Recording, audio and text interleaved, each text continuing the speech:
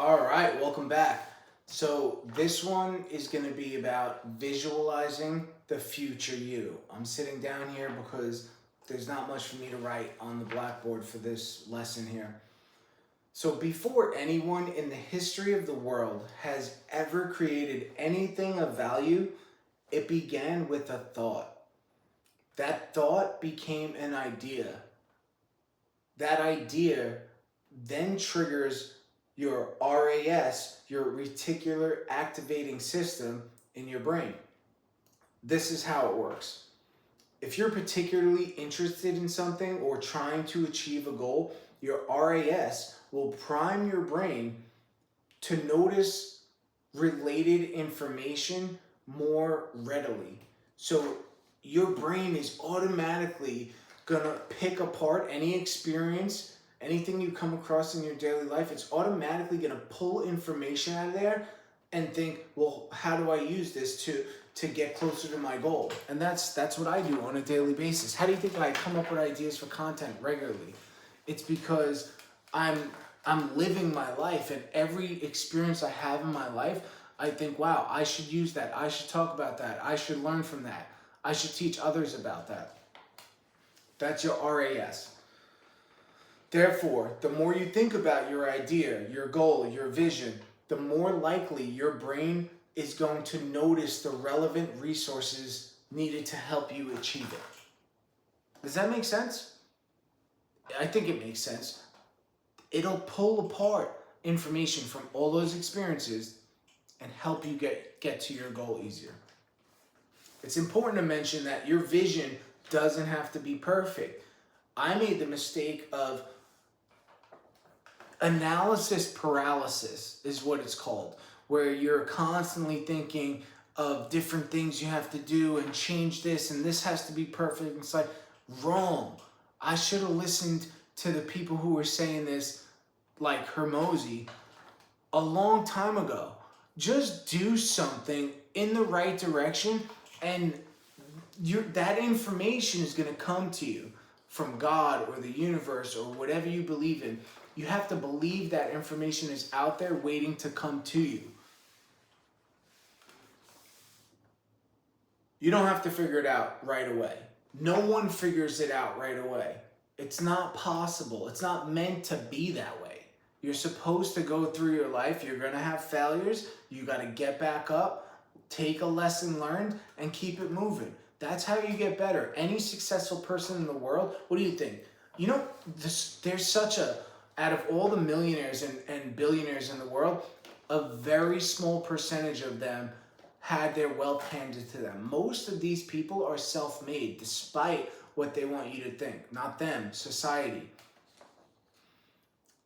This idea of your vision not having to be perfect, this is a rough draft. I mean, most of you have written some sort of paper in your life during school or whatnot. This is your rough draft. You can cross things out. You can change things. You can backspace and get rid of it. So we're going to change and adjust so many things along the way, including your goals. The goals you have now are going to change. You're going to have bigger goals. You're going to achieve these goals that you first have or not, or change direction. All of that is okay. We're going to obtain new knowledge, new skills, new perspectives from new associations. People is the greatest resource you can have. And that'll help us improve upon our vision.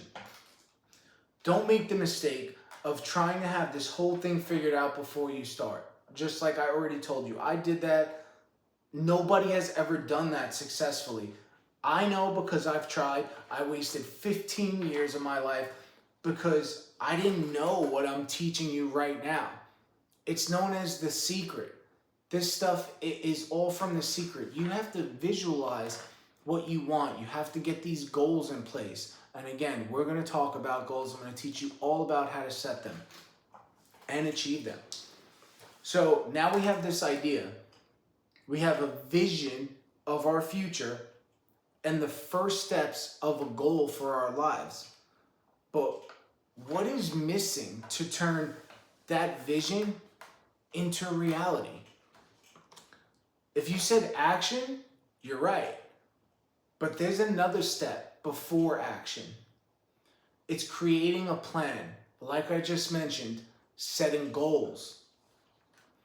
Consider the ship or the plane that sets off on a destination without a charted course. Will it ever arrive at its destination? And I have to give credit to Earl Nightingale in The Strangest Secret, my favorite, short read recording of all time, completely changed my life. I stole this from him. Will that ship or plane that doesn't have a charted course ever arrive at its destination? No, it won't. It'll simply drift around. It has no map, it has no vision, it has no GPS system. Right now, you are that ship. You are that plane. Your brain is the captain. You might even have a crew, meaning your family, friends, your support system. But even with the most skilled captain and crew, you will never make it without a detailed plan of action. If you don't have goals set, you'll have nothing to achieve.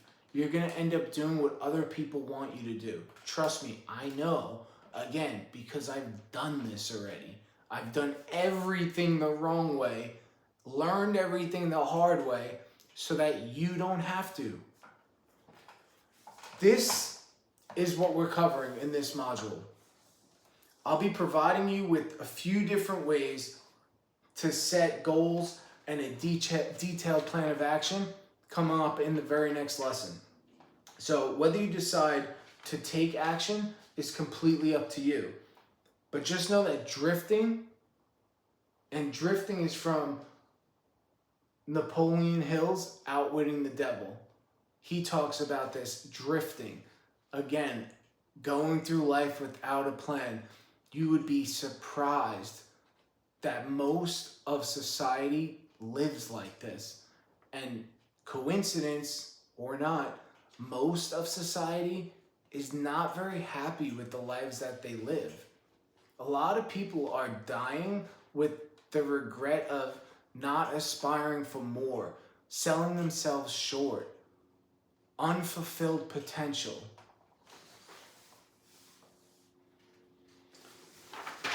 Next up, let's see. There's a reason why. The reason why that all those people are dying with the regret of not doing more with their life is because they never took the time to just sit down and ask themselves what they really wanted. That exercise we just did, very few people do that. Imagine that. Being okay to go to work, a job that most people don't even like, for 40 years, but they don't have time to sit down and think about what they really want from their life and how are they going to go about getting it. That's it right there. You got to do these things that most people don't do because they don't have time, but they got time to work for 40 years for the man, right? Think about that. Don't be like most people. If you want what most people don't have, you have to do things that most people don't do. The reality is that most people's lives are unhappy. Their soul is unhappy because we have an innate, built-in desire to aspire for more. That to grow, that is growth. Everything in nature is growth. Humans are no different. So you're taking this course and watching this video right now because you don't want to end up like most people. So here's your action task. Visualize your future. Now, how do you do that? You find a quiet place to sit down without any distractions. I know it's tough in today's day and age. A lot of noise everywhere you turn. No electronics, no people, no noise. I want you to sit there, close your eyes, Focus on your breathing and envision your future. Well, what's your future? Those things we just covered in the last exercise, in the last lesson, that's your future. Feel inside. Envision this so strongly that you feel inside what it would feel like to be that person that you want to be, to already be that person. What kind of confidence does the future you have? What does your bank account look like? Envision a number in your bank account where you open it up and you're like, I ain't got to worry about what I buy. I'm going to be smart with my money, but my daily needs are met no matter what. Envision that to start. What is the quality of the future you's character? Are you dependable, reliable, trustworthy, honest? Do you have integrity? Integrity, in case you didn't know, is doing the same thing when no one's looking that you would if they were. Are you a reliable friend, family member, business partner, employee? Being dependable, reliable, as I just mentioned, it's crucial. You need to do that, and that comes from your character. The more specific you can get, the longer you can hold this feeling inside of you, the more power that energy will have when it travels through the universe in search of those pieces of the puzzle that you need to reach your goals, to become successful. That's what happens in the universe when you put these thoughts out there. When you pray to whatever higher power you believe in, speak it into existence what you want. And while we're on that topic, religion aside, when you pray to your higher power, first off, this is what I do, and it's worked for me miraculously. I'm always grateful for what I have now, and when I ask for something, I never ask for the end result. I'll tell you why, because you just end up disappointed. You end up being that person who says, well, I asked God to do this for me and he didn't do it. This is what I do. When I ask things from God, I call my higher power God. I ask for the abilities, the know-how, the relationships, the people to come into my life, the skills I need to learn for me to be able to get those things on my own. So I trust that my higher power is going to provide me with the tools that I need to get these things that I want in my life. And I always ask to please only fulfill my righteous desires. So if I ever slip up and I ask for something that God already knows is not the best route for me, I don't even want that. And there's another saying, I'll leave you with this. Rejection is God's protection. So that's it. Close your eyes. Physiological exhale, which is a double inhale through your nose. Hold your breath. And a slow exhale. This has been proven to be the fastest way to relieve anxiety. So do a few of those, sit in a quiet place, and visualize who you want to be, what you want your life to be like. Sit there and think about that. And it's not going to be easy at first. Don't give up. Keep trying. See you on the next one.